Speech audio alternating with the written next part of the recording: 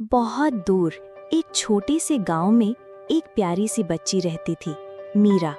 वो बस 10 साल की थी।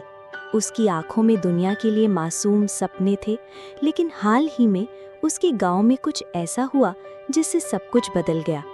बादल कई दिनों से गरज रहे थे और एक दिन आसमान टूट पड़ा। मूसलाधार बारिश ने सब कुछ डुबो दिया, खेत, घर, स्कूल, यहाँ तक कि वो छोटी सी दुकान भी जहाँ से मीरा अपनी टॉफियाँ लिया करती थी, उसका घर भी पानी में बह गया। अब मीरा अपनी दादी के साथ एक टूटी फूटी झोपड़ी में रहती थी। उस रात भी बारिश हो रही थी, बाहर अंधेरा था और डर का सन्नाटा।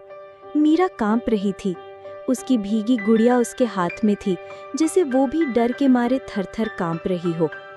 दादी चुपचाप पास आईं। उन्होंने एक पुराना तेल वाला दिया निकाला, वही दिया जो कई सालों से उनके साथ था। उन्होंने उसे जलाया और कहा, रोशनी सिर्फ बिजली से नहीं होती मीरा, भरोसे से भी होती है। मीरा ने कुछ नहीं कहा, बस वो दिया देखती रही, छोटा सा लेकिन अंधेरे को चीरता हुआ। उसे वो सब याद आने लगा जो उसने खोया था। उसका स्कूल जो अब कीचड़ में डूब चुका था, उसके दोस्त जो गांव छोड़कर चले गए थे, और वो खुशियां जो कभी आम थीं अब बस यादें थीं। इसी बीच एक तेज तूफान आया, इतना जोरदार कि झोपड़ी की छत उड़ गई। मीरा घबरा गई, उसके आंखों से आंसू बहने लगे। दादी ने उसे कसकर गले लगाया और फुसफुसाकर कहा, दिया बुझा नहीं, दिल भी नहीं। अगली सुबह बारिश थम चुकी थी। आसमान अब नीला था और सूरज की हल्की किरणें मिट्टी पर पड़ रही थी। मीरा बाहर आई और वो दिया जो अभी भी चल रहा था, उसे झोपड़ी की टूटी दीवार पर रख दिया। गांव के कुछ लोग बाहर निकले और मीरा का दिया देखा।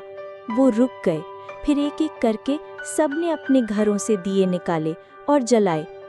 कुछ ही देर में वो उजड़ा हुआ गांव छोटे छोटे दियों से जगमगाने लगा।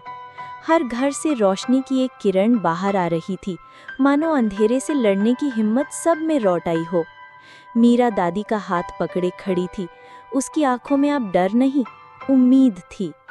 और जैसे ही सूरज पूरी तरह निकला, एक आवाज जैसे हवाओं में गूंज गई, उम्मीद तूफान को रोक नहीं सकती, लेकिन उसमें टिके रहने की ताकत जरूर दे सकती है।